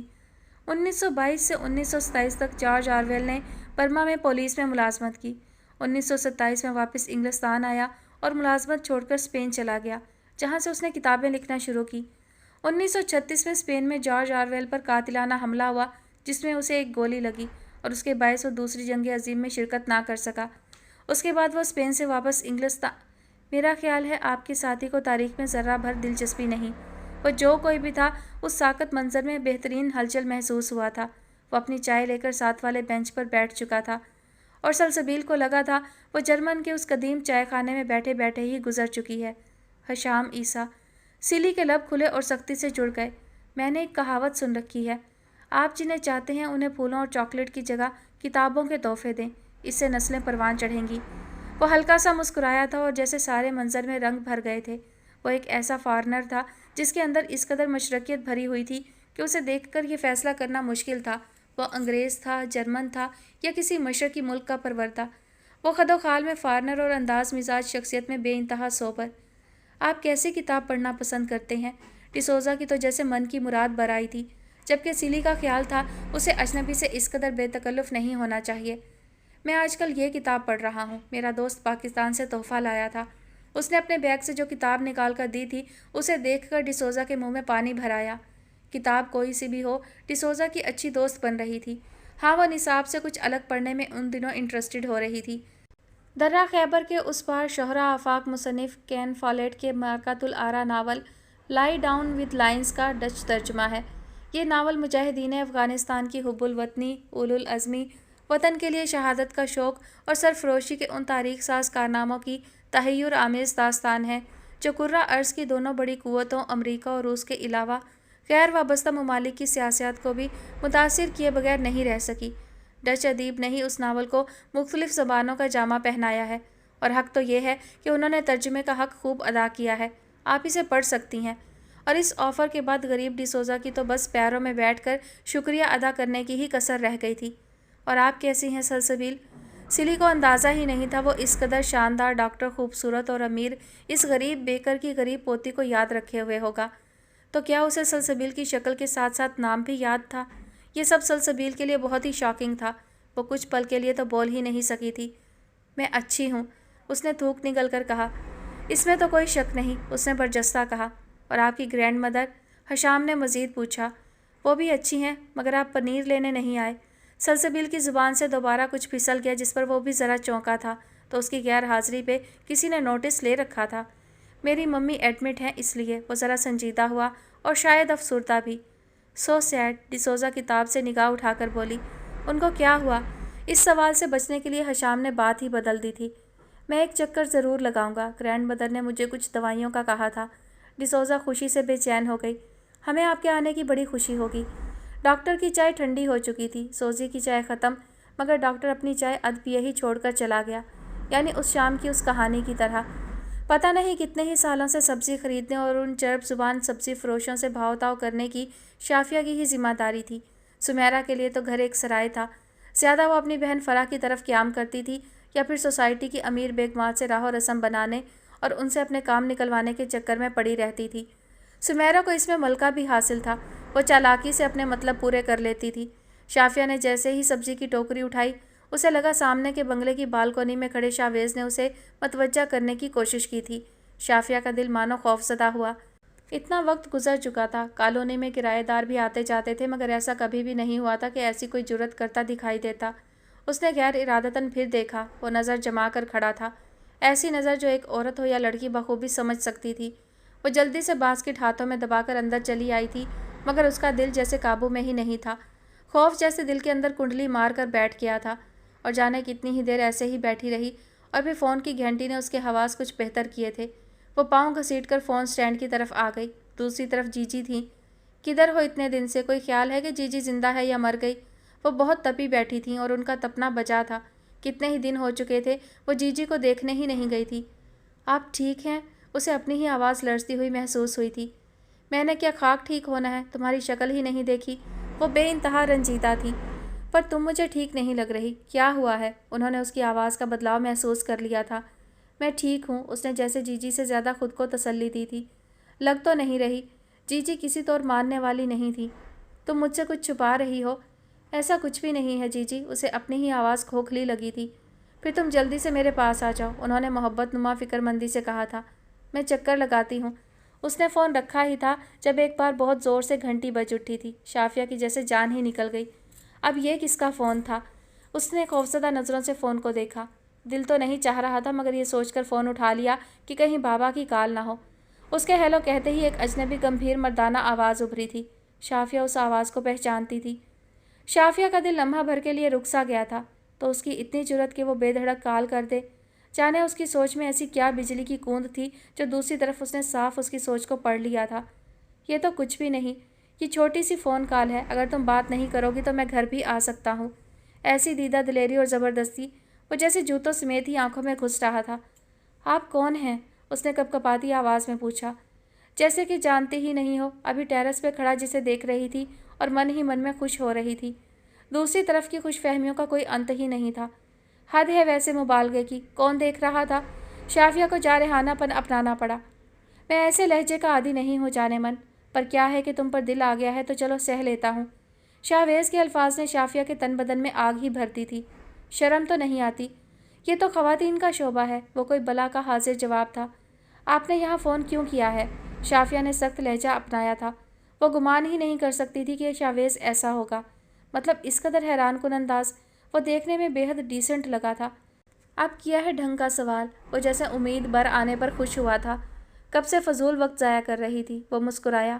شافیہ کے صبر کا پیمانہ لبریز ہو رہا تھا۔ قریب تھا کہ وہ فون بند کر دیتی جب وہ بہت ہی گمبھیرتا میں بولا تھا، سنو، بہت لمبی چوڑی باتیں مجھے نہیں آتی، بہت اسٹریٹ فارورڈ ہوں۔ تم اچھی لگی ہو، میں تم کو پسند کرتا ہوں اپنی لائف کے لیے۔ اور شافیہ جیسے کھڑے کھڑے ہی فریز ہو چکی تھی۔ اسے لگا تھا وہ دوسرا سانس ہی نہیں لے سکے گی۔ ہماری کالونی میں سارے ہی لوگ اچھے ہیں۔ داؤد اپنی بہن کے ساتھ سبزیوں کے تھیلے بنا رہا تھا۔ ماہ رمضان کی آمد تھی تو دونوں بہن بھائی رمضان کی تیاری میں لگے تھے۔ تم درس پہ گئی تھی سنہرے؟ پھر کیا باتیں ہوئی تھی وہاں؟ داؤد اچھی سہیلیوں کی طرح اسے پوری تفصیل پوچھا کرتا تھا۔ آج آنٹی گوسیا کے ہاں درس کی کلاس تھی۔ کیا باتیں ہونی ہیں؟ عبادات کا کچھ بتایا نہیں، بس درس والی باجی تو ٹی وی اور ڈراموں کے پیچھے ہاتھ دھو کر پڑی رہیں، سنہرے نے مصروف انداز میں بتایا تھا۔ ایسے لگ رہا تھا ان کا سارا غصہ ڈراموں پہ ہی اترنے والا تھا۔ اچھا، کیا کہا پھر انہوں نے؟ داؤد نے دلچسپی سے پوچھا۔ باجی نے کہا، رمضان کریم میں عین افطاری کے بعد اور پھر تراویح کے اوقات میں لازماً ایسے ہلکے پھلکے ڈرامے لگائے جاتے ہیں جو عوام کی توجہ مکمل کھینچ سکیں اور نفلی عبادت سے دھیان غیر محسوس طریقے سے ہٹوایا جا سکے۔ پھر سارے فیملی ممبر ذوق و شوق سے دیکھتے بھی ہیں۔ دادیاں نانیاں تک تسبیح پکڑ کر ٹی وی کے سامنے جم کر بیٹھ جاتی ہیں۔ تسبیح کے دانے گراتے ہوئے ان کی کمنٹری کے الگ ہی چشکے ہوتے ہیں۔ مجھے ہمیشہ سے ان ڈراموں کی ٹائمنگ پہ بہت دکھ اور افسوس رہا ہے۔ گیم شو کے اوقات بھی یہی ہوتے ہیں۔ افطاری کے فوراً بعد سب باجماعت حال کمروں میں جمع ہو جاتے ہیں۔ حیرت اس بات پہ ہے کہ کوئی بھی نہیں بولتا، کوئی منع نہیں کرتا، کوئی روکتا نہیں کہ کیسی قیمتی گھڑیاں ہیں، کیسا بابرکت وقت ہے، کیسی مقدس ساعتیں ہیں۔ یہ شوز دانستہ بلا ناغہ لگائے جاتے ہیں۔ اور سب نماز تراویح کو بعد کے لیے اٹھا کر دل جمعی سے دیکھتے ہیں۔ ان ڈراموں کی اس وقت کی ریٹنگ بتاتی ہے کہ وہ کس قدر مقبول ہوتے ہیں۔ ایسا محسوس ہوتا ہے رمضان کریم کا مہینہ خاص اسی لیے آ رہا ہے کہ روزانہ رومانوی اور مزاحیہ ڈرامے دیکھے جا سکیں۔ پھر دوسرا کام شاپنگ کا ہوتا ہے۔ سنہرے تفصیل بتاتے بتاتے ہانپ گئی تھی۔ داؤد نے کہا، ذرا سانس لے لو۔ نہیں، میں آپ کی بے چینی تو کم کروں۔ سنہرے کے جتلانے پر داؤد ہلکا سا کھسیانا ہوا تھا۔ پھر درس والی باجی نے کہا، جیسے ہی رمضان شروع ہوتا ہے ہماری خواتین بازاروں میں چرب زبان دکانداروں سے تکرار کرنے چل پڑتی ہیں۔ ہاں تو عید کی شاپنگ بھی تو کرنی ہوتی ہے، اس کا کوئی اور حل نہیں بتایا باجی نے؟ داؤد نے سنجیدہ بن کر پوچھا۔ بتایا تو تھا کہ شاپنگ رمضان سے پہلے کر لیں اور غیر ضروری رمضان کے مہینے میں گھر سے مت نکلیں۔ سب نے بیزاری سے سنا ہوگا سارا درس، داؤد کو پورا یقین تھا۔ اس میں کوئی شک ہے؟ سنہرے سبزیاں پیکٹس میں ڈال چکی تھی۔ داؤد اب گوشت دھو رہا تھا۔ حسان اور روحان کالج جا چکے تھے۔ داؤد پڑھائی سے فارغ ہو چکا تھا۔ یہ ایک بہت اچھا لکھاری اور مترجم بھی تھا اور ساتھ یونیورسٹی بھی جاتا تھا۔ دیکھنے میں لاابالی لگنے والا یہ نوجوان ہرگز بھی لاابالی نہیں تھا۔ اس نے بے شمار کتابوں کے ترجمے کر رکھے تھے۔ کل تو روزہ ہوگا یا پرسوں، تو کالونی کی کوئی خبر ہی دے دو، داؤد نے سنجیدگی سے پوچھا۔ سب خیر ہے، کیا خبر دوں؟ سمیرہ آنٹی کی صحت ٹھیک نہیں اور جی جی آنٹی کی بھی، وہ کام سمیٹ چکی تھی۔ پھر ہم ان کی عیادت کرنے جائیں گے، داؤد نے فوراً کہا۔ خدا داد بھائی سے پوچھ لوں تو چلیں گے۔ سنہرے اب اٹھ کر اپنا اسکول ورک دیکھ رہی تھی۔ ہائی اسکول میں اس کے یہ آخری 2 ماہ چل رہے تھے، پھر اس نے بھی کالج جانا تھا۔ دیکھو تو خدا داد بھائی ابھی تک نہیں آئے، داؤد کو فکر سی ہوئی تھی۔ آج کل ان کا کام زیادہ ہے اور وہ ویلنشیا بھی تو جائیں گے گھر دیکھنے کے لیے۔ ہاں، ان کا اپنا مکان زیر تعمیر تھا وہاں، جو بہت ساری وجوہات کی بنا پر مکمل نہیں ہو پا رہا تھا۔ تبھی خدا داد اندر آتا نظر آیا تھا۔ سنہرے اور داؤد مسکرا دیے۔ شکر ہے آپ جلدی آ گئے، دونوں نے بیک زبان کہا تھا۔ کیوں، تم دونوں نے محلے کے راؤنڈ پر نکلنا ہوگا؟ خدا داد بھی تو انہی کا بھائی تھا۔ اس کی بات پر وہ دونوں ہی کھسیانی ہنسی ہنس دیے تھے۔ اصل میں سمیرہ آنٹی بیمار ہے نا، اور جی جی بھی۔ چلے جاؤ، ویسے بھی تم لوگوں نے بڑی جلدی محلے میں اچھے تعلقات بنا لیے ہیں۔ خدا داد کچن میں جاتا دکھائی دیا۔ میں چائے بنا دوں؟ داؤد نے فوراً کہا۔ ارے نہیں، کبھی مجھے بھی کچھ کر لینے دیا کرو، خدا داد مسکرایا۔ اتنا شوق ہے تو کل مشین لگا لیں، داؤد کی زبان پھسل پڑی تھی۔ سنہرے ہنسنے لگ گئی۔ چلو تمہاری یہ خواہش بھی پوری کر دوں گا، خدا داد نے فراخ دلی سے کہا۔ میں نے تو مذاق کیا ہے، داؤد خفیف سا ہوا، مگر میں نے اسے مذاق نہیں سمجھا۔ خدا داد کے جاتے ہی سنہرے نے بھائی کو بری طرح سے گھورا تھا۔ سوچ سمجھ کر نہیں بول سکتے؟ بول تو سکتا ہوں مگر سمجھ بعد میں آتی ہے۔ داؤد کا انداز شرارتی تھا۔ تبھی حسان اور روحان بھی آ گئے تھے اور گھر کی نارمل فضا میں ایسی کھلبلی مچی کہ غوثیہ کے سڑیل مزاج واچ مین کو آنا پڑا تھا، جو کوئی خر دماغ پٹھان تھا۔ بہت شور کرتا ہے تم لوگ، بیگم صاحب کو بتاؤں گا۔ پہلے دن سے ہی خان چاچے نے ان کے ساتھ بیر باندھ لیا تھا۔ کبھی کوئی شکایت لے آتا تو کبھی کوئی۔ اب کیا ہوا ہے؟ داؤد نے پوچھا۔ حسان گیٹ نہیں بند کر کے آتا، جب بھی آتا ہے کھلا چھوڑ کے آتا ہے۔ خان کے اپنے ہی مسئلے تھے۔ میں اس کی حجامت کرتا ہوں چاچا، آپ پریشان نہ ہوں، داؤد نے چاچے کو تسلی دی۔ چاچا بکتا جھکتا نکل لیا تھا تو داؤد نے حسان کو کڑی نگاہ سے گھورا تھا۔ تم نہ ہمیں یہاں سے نکلوا کے ہی دم لینا۔ بھائی کے ہوتے ہوئے تو ممکن نہیں، حسان نے دانت نکالے تھے۔ اسی خوش فہمی میں ہی رہنا۔ شاویز بھائی کوئی جانے دیں گے؟ اس کا چین تو بنتا ہی تھا، کیونکہ خدا داد اور شاویز جگری یار تھے، تبھی تو شاویز انہیں زبردستی لے آیا تھا، تاکہ جب تک ان کا گھر مکمل نہیں ہو جاتا وہ اطمینان سے یہاں رہ سکیں۔ صبر جواب بھی دے سکتا ہے، تم نہ سدھر لو اب۔ چاچا شکایت لائے تو میں نے تمہارا بھرکس نکال دینا ہے اور اگلا ہفتہ سزا کے طور پر تم چوکیداری کرو گے۔ داؤد کے حکم پر حسان کے سچ مچ اوسان خطا ہو گئے تھے۔ اس نے دانت کچکچا کر کہا، اب دھیان رکھوں گا۔ ڈسوزا بے انتہا سینسٹیو لڑکی تھی، بظاہر لاپرواہ نظر آتی تھی مگر حقیقت اس سے کچھ الگ تھی۔ وہ کتابوں میں، نیچر سے یا پیٹس میں زیادہ دلچسپی لینے لگی تھی آج کل۔ وہ گھر کے ماحول سے خوب کتراتی تھی۔ وہ ایک البانوی مرد کی کرسچن ماں سے بیٹی تھی۔ اس کا باپ مسلمان تھا جس نے بواریا میں اپنی زمین لینے کے لیے اس کی ماں سے شادی کی تھی، مگر پھر یہ شادی محبت کیسے بن گئی کچھ پتہ نہ چل سکا۔ بہت کم لوگ جانتے تھے کہ ڈسوزا کی ماں اس کے باپ سے بے وفائی کر کے کسی اور کے ساتھ بھاگ گئی تھی۔ ڈسوزا اور سلسبیل کے حالات ایک جیسے ہی تھے۔ اس کی سوتیلی ماں ڈیڈی کی کزن تھی۔ وہ ایک سنگ دل عورت تھی جس کے دل کو نرمی نے کہیں سے بھی نہیں چھوا تھا۔ ڈسوزا جیسے جیسے بڑی ہو رہی تھی وہ گھر کے حالات سے بیزار ہو رہی تھی۔ اس کا دل کرتا تھا کہ وہ خود مختار ہو جائے، مگر اس کے لیے 18 سال کا ہونا ضروری تھا۔ وہ کسی چائے خانہ میں کام کر لے، وہ اتنا کما سکے کہ خود کے لیے الگ مکان کا بندوبست کر سکے۔ وہ اپنی باقی زندگی اس خاندان کے ساتھ نہیں جینا چاہتی تھی جو جھوٹی انا میں مبتلا بہت کم ظرف اور چھوٹے لوگ تھے۔ ہر کوئی اس بات کو شاید ہی سمجھ سکے، مگر البانیہ کے یہ خاندانی لوگ اپنی ناموس پہ آج بھی جان دیتے تھے۔ ان کے لیے عزت بھوک سے زیادہ اہم تھی۔ اسے عیسائی ماں کی بیٹی ہونے کے بھی تانے دیے جاتے تھے۔ اس کا باپ شاید ایک اچھا باپ ہوتا اگر اس کی بیوی اسے دھوکہ دے کر نہ بھاگ چکی ہوتی۔ وہ اس گھاؤ سے کبھی سنبھل نہیں سکا تھا۔ وہ ناموس کو اس وقت زیادہ اہمیت دیتا تھا جب اسے اپنے ارد گرد وفادار عورتیں نظر آتی تھیں، تب اس کا احساس زیاں دگنا ہو جاتا تھا۔ امیر اس بات کے متحمل ہو سکتے تھے کہ اپنی نیک نامی کھو کر زندہ رہ سکیں۔ وہ دولت سے اسے حاصل بھی کر سکتے تھے۔ وہ بے نیازی سے اپنی عزت خرید سکتے تھے، جیسے کوئی نیا بنگلہ خریدنا ہو یا کوئی نیا بزنس۔ باقی دنیا کے حالات بڑے ہی مختلف تھے۔ جس آدمی کے وسائل جس قدر کم ہوتے تھے، اس کی عزت، غیرت اور ناموس کی قیمت اسی قدر زیادہ ہوتی تھی۔ انگریز یہ قدیم اصول اور نادر روایات نہیں سمجھ سکتے تھے۔ ان کی بیویاں دوسرے مردوں کو بوسہ دیتی تھیں، مے نوشی کرتی تھیں، اجنبیوں کے ساتھ رقص کرتی تھیں یا ان کے ساتھ بستر بدل لیتیں۔ یہ انگریز معاشرے میں بہت عام تھا۔ وہیں صدیوں پرانے اس مہاجر مسلم البانوی خاندان کی عزت آپ گینے سے زیادہ نازک اور قیمتی تھی، جس کا کوئی مول ہی نہیں تھا۔ صدیوں پہلے یہ لوگ اپنا وطن چھوڑ کر کریا کریا گھومتے بواریا آ بسے تھے، مگر ان کے دماغ آج بھی اس معاشرے اور اس بے راہ روی میں ڈوبتے معاشرے کو قبول نہیں کر سکے تھے جہاں بیوی، بہن، بیٹی اور بہو کے لیے کوئی حد مقرر ہی نہیں تھی۔ مادر پدر آزاد لوگ۔ اگر کسی آدمی کی غیرت کو اس کی بیوی یا بیٹی دھوکہ دے دیتی، گویا وہ مردہ آدمی تھا یا مردار سے بھی بدتر۔ اس کے لیے بازاروں میں گھومنا ناممکن تھا۔ وہ نظر اٹھا کر، آنکھ پھیلا کر بات نہیں کر سکتا تھا۔ وہ نظر جھکا کر چلتا یا نظر بچا کر۔ وہ کسی بیئر ہاؤس میں فٹ بال میچ نہیں دیکھ سکتا تھا۔ وہ کسی چائے خانہ میں پانسا نہیں پھینک سکتا تھا۔ اس کے کندھے جھکے ہوتے تھے اور آنکھیں ندامت کے بوجھ سے جھکی رہتی تھیں۔ اس کی ذات بے مایا تھی اور کوئی بھی ایسے آدمی کی دل سے عزت نہیں کر سکتا تھا۔ اس کی بات کو اہمیت نہیں دی جاتی تھی۔ اس آدمی کا کوئی مول نہیں ہوتا تھا۔ آپ کو پیش کیا جانے والا سگریٹ بجھایا رہے گا۔ آپ کی کافی اپنا آخری گھونٹ بھی تلخ چھوڑے گی۔ آپ کو شادیوں، منگنیوں یا عقیقے کی تقریبات میں نظر انداز کیا جائے گا۔ اپنے ہی گوشے میں روپوش، اپنی رسوائی کو سمیٹے شرمندگی میں گھرے آپ کسی خشک پھل کی طرح سوکھ جائیں گے۔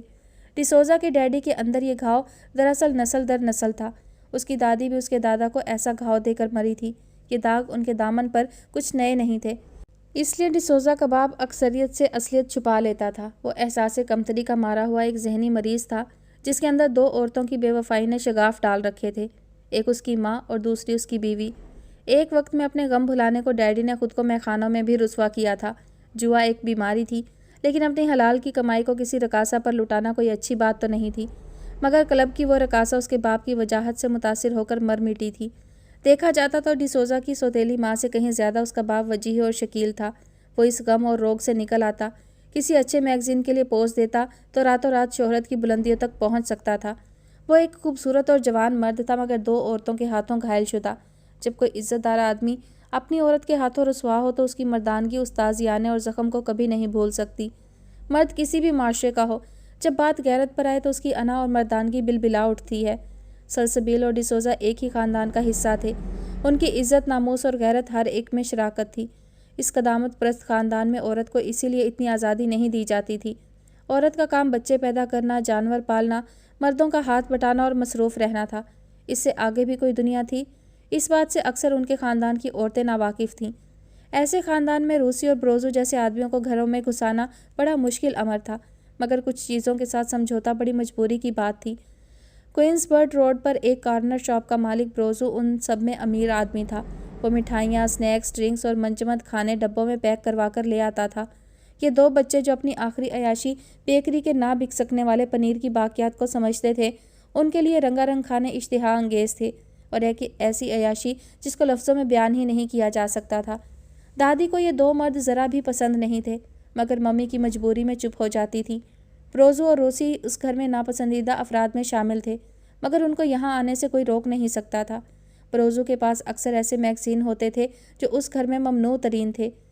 مے فیئر، مین اونلی، پینٹ ہاؤس۔ اس ملک میں بے حیائی کا کوئی انت نہیں تھا۔ یہاں بے پناہ ناشائستگی اور فحاشی تھی۔ یہ ساری برہنگی کسی فائدے کی نہیں تھی۔ پتہ نہیں لوگ برہنہ نہ ہو کر کیسی مسرت حاصل کرتے تھے۔ کبھی جو سلسبیل کی نظر اس میگزین پر پڑ جاتی، اسے سانس لینا بھی دو بھر ہو جاتا تھا۔ دل جیسے دھڑکنا ہی بھول جاتا۔ خوف سے وہ کانپنے لگتی تھی۔ پھر ڈسوزا کو بتاتی۔ پتہ نہیں لوگ ایسی تصاویر کیسے بنوا لیتے ہیں۔ اسے بات کرتے ہوئے بھی شرم آتی تھی۔ جب حیا ختم ہو جائے تو سب کچھ آسان ہوتا ہے، ڈسوزا کا جواب۔ شاید ضمیر زندہ نہیں رہتا۔ میرا خیال ہے انسان اپنی خواہش کے پیچھے اندھا ہو جاتا ہے۔ کچھ پانے کی دولت یا شہرت، اسکول سے گھر کا رستہ تب طویل ہو جاتا تھا۔ خواہش جنون بن جائے تو اس سے بڑا کوئی نشہ نہیں۔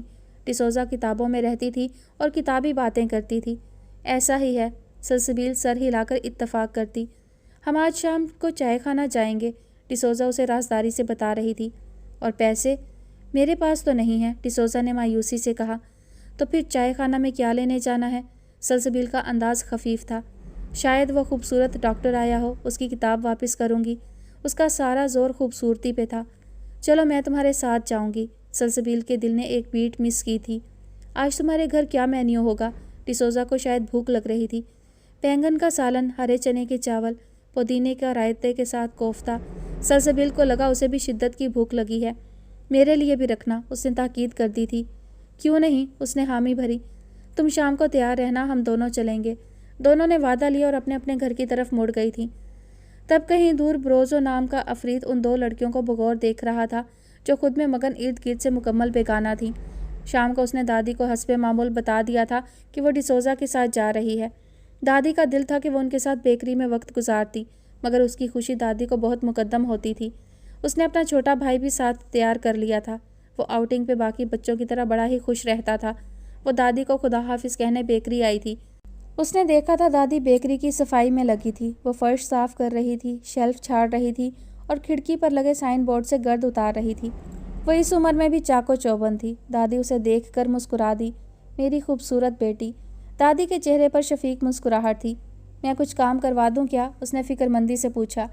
نہیں، تمہاری اسکرٹ گندی ہوگی، دادی نے شفقت سے کہا۔ وہ دل ہی دل میں ماشاء اللہ کہہ رہی تھی۔ سلسبیل کی کیسی ہی اچھی اٹھان تھی۔ کب تک واپس آؤ گی؟ بہت جلدی دادی، اس نے تسلی دی تھی۔ دیکھ لو، میں انتظار کروں گی اور ہم ایک ساتھ گھر چلیں گے۔ جیسے آپ کہیں۔ اس نے ڈینی کا ہاتھ مضبوطی سے پکڑ لیا تھا۔ دادی کو لگا تھا وہ آج ضرورت سے زیادہ ہی خوش ہے۔ اس نے آج بڑے اچھے کپڑے پہن رکھے تھے۔ وہ دل سے تیار ہوئی تھی۔ دادی کا دل ہولے سے چٹکیاں بھرتا رہا اور وہ اس نامعلوم احساس کو کام میں مصروف رہ کر جھٹکتی رہی۔ وہ اپنی دوست ڈسوزا کے ساتھ چلی گئی تھی، بواریا کے سب سے قدیم اور مشہور چائے خانے میں، جہاں شارلوٹ کا گوئٹے محبت کی ایک نئی کہانی کھول کر بیٹھا تھا۔ جیسے اسے پورا یقین تھا حشام ضرور آئے گا۔ بھیگی سی اس گلابی شام وہ سفید پھولوں کے ساتھ رکھے بینچ پر بیٹھا تھا۔ وہ دنیا جہاں سے بے خبر دکھائی دیتا تھا، مگر ایسا ہرگز نہیں تھا۔ وہ جیسے زیر لب کچھ سنا رہا تھا، یا دھیان سے دیکھا جاتا تو یہ کلام اس کا خود سے ہی تھا۔ جب آپ اچانک ایک ایسے شخص میں تبدیل ہو جاتے ہیں جو کسی پر الزام نہیں لگاتا، فضول بحثوں سے گریز کرتا ہے، جو خود پر بیتی تکلیفوں پر چرچا نہیں کرتا، جو درد سہ کر مسکرا دیتا ہے، جو ہر اس غلطی کو بھی تسلیم کرتا ہے جو اسے سرزد نہیں ہوئی ہوتی، اور ان لوگوں کو دیکھتا ہے جو اسے چھوڑ کر جا رہے ہیں اور ایک طبیعی خاموشی سے زخموں کو قبول کرتے ہیں، تب آپ کو معلوم ہوگا کہ آپ پختگی کے اعلیٰ ترین مراحل میں پہنچ چکے ہیں۔ مجھے جب تم سے محبت ہوئی میری چنبیلی، میں بالکل ایسا ہو گیا ہوں جیسے اسکول سے بھاگا ہوا بچہ، اور وہ چھپاتا ہے چڑیوں کو اور ان کی نظموں کو اپنی پتلون کی جیبوں میں۔ وقت ان دو اجنبی لوگوں میں گواہ بن کر کھڑا ہو گیا تھا۔ سفید پھول عقیدت سے مسکرا دیے تھے۔ محبت ان کے سامنے ہاتھ باندھ کر کھڑی ہو گئی تھی، اور ان دونوں کا اس پر سر تسلیم خم کرنے کا ارادہ لگتا تھا۔ جو بھی انسان کے ذہن کو سمجھتا ہے وہ جانتا ہے کہ انسان کے لیے اس خوشی کو ترک کرنا بہت مشکل ہے جس سے وہ ایک مرتبہ لطف اندوز ہو چکا ہو۔ اس خوشی کا حساب کیسے ہو جب وہ پوچھیں جناب کیسے ہو؟ اور جیسے سفید پریاں محو رقص ہو گئی تھیں، اور اس نے سلسبیل کو براہ راست مخاطب کر کے پوچھا تھا، تم کیسی ہو؟ آج سے پہلے کبھی ان الفاظ میں ایسی مٹھاس محسوس نہیں ہوئی تھی۔ آج سے پہلے لفظ اتنے دل فریب نہیں لگے تھے۔ سلسبیل کا دل چاہا وہ اس چائے خانے کی پرانی عمارت میں ہمیشہ کے لیے امر ہو جائے، وہ یہاں بار بار آئے تاکہ راہگیر اس کے نقوش کبھی بھلا نہ سکے۔ انسان کو ان شہروں میں جہاں اس پر محبت گزری ہو، جہاں اس نے محبت کو اوڑھا ہو، جہاں اس نے محبت کے سامنے سر جھکایا ہو، ضرور جانا چاہیے، چاہے وہاں لوگ بدل چکے ہوں، چہرے بدل چکے ہوں، عمارتیں بدل چکی ہوں، مگر محبت اپنے نقش کہیں نہ کہیں ان رستوں پر چھوڑ چکی ہوتی ہے۔ یہ قدیم چائے خانہ بے شمار محبت کے ماروں کا مسکن تھا۔ یہاں سیاست، معاشرت، مذہب، محبت، ہر موضوع پر بحث ہوتی تھی۔ جب حشام ان کے لیے چائے لا رہا تھا تب پس منظر میں کوئی جوشیلا نوجوان بے شمار لوگوں کے بیچ کوئی نیا موضوع چھیڑ کر بے دریغ بول رہا تھا۔ میں ہر روز اس کو سنتا ہوں، آج تم بھی سنو، حشام نے ان دونوں سے کہا، और वो दोनों उस नौजवान की तरफ मतवज्जा हो गई थीं। उसमें कुछ ख़ास था। वो किसी किताब का मतन दोहरा रहा था या कोई तर्जुमा पढ़ रहा था। अगर आप मुल्क का नज़्म व नस्क संभालने का ख्याल रखते हैं तो फिर आपको सबसे पहले अपने ख़ानदान को मुनज़्ज़म करना होगा। ऐसा कभी भी नहीं हो सकता कि एक आदमी अपने ख़ानदान को तालीम याफ्ता बनाने में तो नाकाम रहे मगर वो समाज की तालीम व तरबियत पर बाज़िद रहे। इसलिए सबसे बेहतरीन और आला शख्स वही है जो मुल्क सुधारने का आगाज़ अपनी ज़ात, अपने घर और अपने ख़ानदान की तालीम व तरबियत से करता है। हुक्मरान सिर्फ उसे होना चाहिए जो तकवा की मेराज पर हो, जो दिल से अपने बुज़ुर्गों की खिदमत करने और हद दर्जा उनका अदब व एहतराम करने वाला हो, अपने से छोटों और दीगर अफराद के साथ नहायत शफ़क़त और नरमी से पेश आने वाला हो। कांग अपने खिताब के दौरान कहता है, ये ऐसा है जैसे एक माँ अपने बच्चे की देखभाल के लिए ख़ुद को मुकम्मल तौर पर वक्फ़ कर देती है। हो सकता है वो बच्चे की परवरिश करने में माहिर ना हो, लेकिन वो फिर भी अपने बच्चे को किसी दूसरी औरत के सुपुर्द करके उससे जुदा होना बर्दाश्त नहीं कर सकती। हालांकि उसने बच्चे को जन्म देने से पहले कभी भी बच्चों की परवरिश की कोई तरबियत हासिल नहीं की होती। जब एक ख़ानदान इंसानियत के असूलों पर अमल पैरा हो जाएगा तो पूरा मुल्क इंसानियत कायम करने के लिए खुद ब खुद मुतहरिक हो जाएगा। जब एक ख़ानदान के साथ मामला तय करना आसान हो जाता है तो मुल्क के तमाम लोगों के साथ मेल जोल इख्तियार करना आसान हो जाता है। अगर एक आदमी लालच और फसाद से मामलात को बिगाड़ दे तो फिर पूरा मुल्क अफरा तफरी में डूब सकता है। हकीकी मानों में माशरे की तामीर और तरक्की इसी कुलिये में मज़मर है और ये अमली तौर पर वाकई इस तरह है। इसलिए कहावत है कि एक लफ्ज़ सारा मामला जीत सकता है, एक आदमी पूरी सल्तनत को आबाद कर सकता है। याहू और शौर ने सल्तनतों की बुनियाद इंसानियत पर रखी और अवाम ने उनकी क़यादत के सामने सर तस्लीम खम किया। जी और चाव ने जारहियत के साथ सल्तनत के मामलात को चलाया, लोगों ने उनके सामने भी सर तस्लीम खम किया। लेकिन हकीकत में लोग ऐसे कवानीन के साथ कभी भी ज़्यादा देर हम आहंग होकर चल नहीं पाए जो उन्हें पसंद नहीं थे। बेहतरीन इंसान वही है जो दूसरों में अच्छाई तलाश करने से पहले वो खुद अच्छाई इख्तियार करता है। वो दूसरों की बुराइयों को ख़त्म करने से पहले अपनी बुराइयों से छुटकारा हासिल करता है। जो शख्स दूसरों को माफ़ करने की सलाहियत और बाहमी ताउन का जज्बा नहीं रखता वो अपना इल्म और फ़न कभी भी दूसरों को नहीं सिखा सकता। कदीम किताबों में लिखा है कि आड़ू का दरख्त जब अपने जोबन पर होता है तो फल के साथ साथ उसके फूल पत्ते भी ग़िज़ाइयत से भरपूर होते हैं। लड़की जब अपने शोहर के घर जाती है तो वह घर में ख़ानदान की बुनियाद रखने और ख़ानदान को मरबूत और मुनज़्ज़म करने की सलाहियत रखती है। एक बार जब घर में हम आहंगी पैदा हो जाए तो पूरी सल्तनत के निज़ाम में हम आहंगी पैदा हो सकती है। कदीम किताबों में लिखा है कि जो शख्स अपने बड़े भाई के साथ अदब व एहतराम का सलूक रवा रखता है और जो शख्स अपने छोटे भाई के साथ शफ़क़त और प्यार का मामला करता है वही शख्स इस काबिल होता है कि अपने हमवतनों की तरबियत कर सके। कदीम किताबों में लिखा है कि ऐसा शख्स अपने मामलात में दोगलापन इख्तियार नहीं करता, उसका असलूब नाकाबिल तगय्युर होता है, वो अपने आप को हद दर्जा तक दुरुस्त कर चुका होता है। लिहाजा जब हुक्मरान अपने अंदर बाप, बेटे, बड़े भाई, छोटे भाई के रिश्तों में अदब व एहतराम को यकीनी बनाते हुए तमाम मामलात को इज़्ज़त से पाया तकमील तक पहुँचाएगा तो लोग उसकी शख्सियत को बतौर नमूना देखेंगे।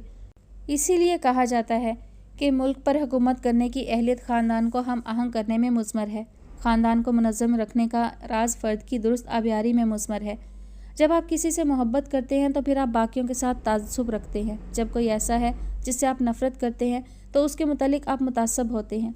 जब कोई ऐसा होता है जिससे आप खौफज़दा होते हैं तो आप उसके मुतालिक मुतासब होते हैं।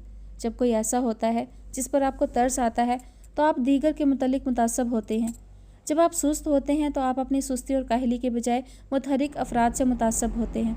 जो लोग किसी से प्यार करते हैं और फिर भी उसकी बुराइयों से आगाह रहते हैं, या वो लोग जो किसी से नफ़रत करते हैं और फिर भी उसकी शख्सियत के अच्छे पहलुओं को जानते हैं, तो ऐसे लोग नहायत कलील तादाद में हैं। इसीलिए कहावत है, आदमी को अपनी औलाद की बुराई नहीं दिखाई देती, अपनी आँख का शहतीर नहीं देखता और दूसरों की आँख का तिनका तक देखता है। इससे ज़ाहिर होता है कि अगर आप खुद अपनी तरबियत नहीं करते, अपने आप में सुधार और बदलाव नहीं लाते, तो फिर आप अपने ख़ानदान को भी मुनज़्ज़म नहीं कर सकते। शायद ही उन दोनों ने आज से पहले इतनी अच्छी गुफ्तगू सुनी हो। वो जो कोई भी था गुफ्तगू में बड़ा ही कमाल रखता था। दुनिया दो नज़रियात पर खड़ी है, कोई आपका खालिसपन नहीं देखता, सबको ज़ाहिर से गर्ज है। अभी आप मुझे बोलता देख रहे हैं, मैं जानता हूँ मेरी आवाज़ खूबसूरत है, मगर जैसे ही मैं अपने चेहरे से हैट हटा दूँगा तुम सब मुझे देखना और सुनना गवारा नहीं करोगे, क्योंकि तुम सब ज़ाहिर के दिलदाता हो। वो जज्बाती नौजवान हैट में अपना चेहरा छुपाकर हर रोज़ उस चाय खाना में आता था। वो बगैर किसी मुआवजे की तकरीर करता था। वो लोगों में एक नई सोच उभार कर किसी सूरज की तरह अचानक ग़रूब हो जाता था। न जाने हशाम ने उसे कहाँ देखा था। وہ ہر روز سوچتا، ہر روز اس خیال پہ الجھتا اور کوشش کرتا کہ کسی دن اسے پکڑ کر ضرور پوچھے گا، اس سے پہلے میں نے تم کو کہاں دیکھا؟ مگر یہ ایک خیال ہی ہو سکتا تھا۔ وہ لوگوں پر زہر پھونک کر اب کسی اور موضوع کی طرف نکل رہا تھا۔ حشام نے اسے دھیان سے سنا۔ وہ کہہ رہا تھا، وکٹر ہیوگو کا ناول کبڑا عاشق دیکھ سکتے ہیں آپ۔ اس نے میز سے ایک کتاب اٹھا کر لہرائی تھی۔ یہ ناول دراصل ایک طرف تو 15ویں صدی عیسوی کے فرانسیسی معاشرے کا عکاس ہے، جب وہاں کا عدالتی نظام ابھی معصوم اور مجرم کی شناخت سے نابلد تھا، تو دوسری طرف وکٹر ہیوگو نے انسانی معاشرے میں ازل سے پائی جانے والی ہوس اور محبت کے درمیان کشمکش کو بڑی خوبصورتی سے اجاگر کیا ہے۔ اردو میں کہانی کا عنوان زہریلا عشق زیادہ بہتر لگتا ہے کہ میں جس سے پیار کرتا ہوں اسی کو مار دیتا ہوں۔ کہانی کے مطالعہ کے دوران یاد آتا ہے، دوسری طرف مصنف نے اپنے 2 کرداروں خوبصورت جپسی لڑکی ایمرالڈا اور بدصورت کبڑا عاشق کاسمیڈو کے ذریعے دنیا میں پائی جانے والی مادہ پرستی کو واضح کیا ہے اور یہ ثابت کیا ہے کہ دنیا کو انسان کی معصومانہ خواہش اور نیک نیتی سے کوئی غرض نہیں، وہ تو بس ظاہر کو دیکھ کر اپنا فیصلہ سناتی رہے گی۔ کاسمیڈو کا ایمرالڈا کے ساتھ مکالمہ کا ایک ٹکڑا پیش ہے۔ تم یہی سوچ رہی تھی نا کہ قدرت نے مجھے کتنی محرومیاں دی ہیں؟ ہاں، میں بہرا ہوں، مجھے اسی طرح بنایا گیا ہے۔ کتنی دہشت ناک بات ہے، لیکن میں کیا کروں؟ میرا قصور؟ تم کتنی خوبصورت ہو۔ آج سے پہلے مجھے کبھی محسوس نہیں ہوا تھا کہ میں کتنا بدصورت ہوں۔ میں جب تمہیں دیکھتا ہوں تو مجھے اپنے اوپر افسوس ہونے لگتا ہے۔ یہ دنیا خوبصورت ہے، اب وہ تھکے انداز میں کہہ رہا تھا، مگر ضروری نہیں ظاہری طور پر اس دنیا میں ہر انسان خوبصورت ہی ہو۔ اب اس کی آواز ٹوٹ رہی تھی۔ مگر لوگ خوبصورت دل سے زیادہ خوبصورت چہرے کے طلبگار ہوتے ہیں۔ ان 3 لوگوں کو لگا تھا اس کی آواز لرز رہی ہے۔ وہ کوئی بدصورت آدمی لگتا ہوگا، سلسبیل نے دکھ سے سوچا۔ خوبصورتی انسان کی کیسی بڑی آزمائش ہے، کوئی اس آدمی کو بتا سکتا تھا؟ وہ ایک دم روسٹرم دھکیل کر غائب ہو گیا تھا۔ وہ کوئی ایسا ہی چھلاوا تھا، اس کے جاتے ہی سحر ٹوٹ گیا اور لوگ جیسے بھانت بھانت کی زبانیں بولنے لگے تھے۔ بظاہر یہ جوان کوئی موٹیویشنل سپیکر لگتا ہے، مگر اندر سے اس کو کسی مسیحا کی ضرورت ہے۔ حشام نے تبصرہ کیا تھا، میں تو مسمرائز تھی، جیسے وہ ابھی کہہ دے گا کوئی ہے جو مجھ سے شادی کر سکے، اور ساتھ ہی ڈسوزا کو جھرجھری سی آ گئی۔ ہم میں سے کوئی بھی ایسی جرت نہیں کر سکتا، ہم خوبصورتی کو اپنے ارد گرد دیکھنا چاہتے ہیں۔ اس شام وہ دونوں اداس رہی تھیں، تب حشام کو یاد آ گیا تھا کہ اس نے اس موٹیویشنل سپیکر کو کہاں اور کس جگہ دیکھا تھا۔ وہ اسے پہلے بھی سن چکا تھا۔ وہ گوئٹے انسٹیٹیوٹ تھا، جہاں مختلف زبانیں سکھائی جاتی تھیں، جن میں جرمن زبان سر فہرست تھی۔ وہاں حشام کے اکثر میڈیکل سے ریلیٹڈ لیکچرز ہوتے تھے۔ وہاں اس نے اس بہروپیے کو دیکھا تھا، ایک سے کئی زیادہ مرتبہ۔ وہ بنا معاوضے کے گھنٹوں بول سکتا تھا۔ جی تو ڈیئر لسنرز، آج کی ایپیسوڈ کا اختتام یہیں پر ہوتا ہے۔ آج ایپیسوڈ جو ہے وہ کچھ طویل ہو گئی ہے۔ وجہ یہ تھی کہ تسلسل کو توڑا نہیں جا سکتا تھا، کہانی کو کسی مناسب مقام پر ہی ختم کیا جاتا ہے ایپیسوڈ، تاکہ دوبارہ جب شروع ہو تو انسان کا ذہن جو الجھا ہوا نہ ہو کہ پریویس ایپیسوڈ پتہ نہیں کہاں ختم ہوئی تھی، تو وہ جو ہے تسلسل نہ ٹوٹے، اسی لیے تھوڑا سا جو ہے مجھے آج ایپیسوڈ کا ڈیوریشن بڑھانا پڑا۔ اور میں معذرت خواہ ہوں، مجھے ان سارے مصنفوں کے اور کتابوں کے نام جو ہے وہ درست نہیں معلوم، اور یہ جو کردار ہیں مختلف مشہور معروف ناولز کے، تو میں نے نہ یہ ناولز پڑھے ہیں اور نہ ہی ان کرداروں کے حوالے سے مجھے معلوم ہے۔ اور اردو میں جب نام لکھے جاتے ہیں تو ان کا تلفظ جو ہے وہ بدل جاتا ہے، تو جیسے فی الحال یہاں پر لکھے ہیں میں نے اسی طرح ادا کر دیے ہیں۔ درست نام کیا ہے مجھے نہیں معلوم ہے، تو آپ لوگ جو ہے تھوڑا سا اس معاملے میں ایڈجسٹ کیجئے گا اور انجوائے کیجئے۔ کہانی کافی انٹرسٹنگ لگ رہی ہے، تھوڑی سی پیچیدہ بھی ہے، لیکن دلچسپ کہانی ہے۔ دیکھتے ہیں آگے کیا ہوتا ہے۔ انشاءاللہ جلد نیکسٹ ایپیسوڈ کے ساتھ حاضر ہوں گی۔ اپنا بہت سارا خیال رکھیے گا، مجھے اپنی دعاؤں میں یاد رکھیے گا۔ اللہ حافظ۔